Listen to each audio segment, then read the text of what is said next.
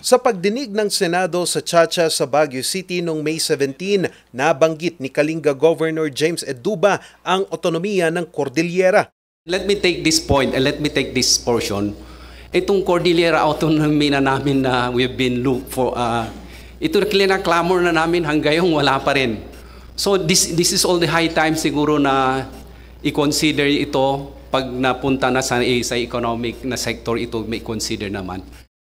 Ayon sa gobernador, kung mayroon mang foreign ownership sa mga negosyo sa rehiyon, dapat daw ay makinabang din ang mga residente.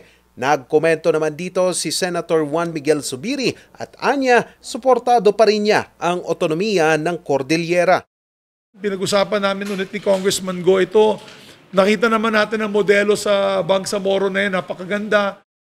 Yun nga lang, inaantay pa sa ngayon kung kailan ipapasa ng Kongreso ang panukalang batas na House Bill 3267 o ang pagtatatag ng Cordillera Autonomous Region. It has to be a local bill, so it will emanate from the House.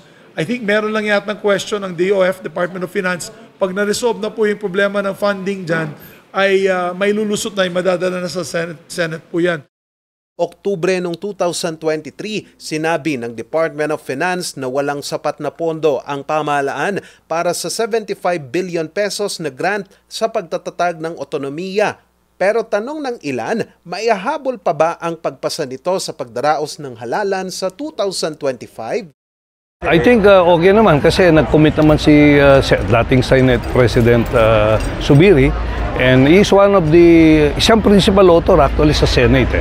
So once it is approved in the House at may ma-approve din sa Senate, palagi ko mas mabilis na yon. And we'll try to see if we can have it approved before the end of the 19th Congress. Ayon kay Baguio City Congressman Mark Go, muling sasalang sa pagdinig ng Kongreso ang panukalang batas, lalo na ang probisyon sa paglalatang ng pondo para sa pagtatatag ng otonomiya.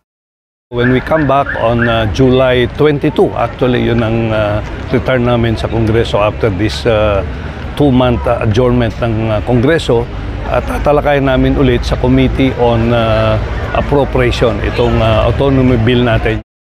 Pag nagkataon, uusad na ito sa Senado at tiniyak ni Senator Zubiri na tututukan niya ito gaya ng pagpasa nito ng Bangsamoro Organic Law na naging pundasyon sa pagtatatag ng Bangsamoro Autonomous Region in Muslim Mindanao o BARMM. Charles Nicolimon para sa Luzon Headlines.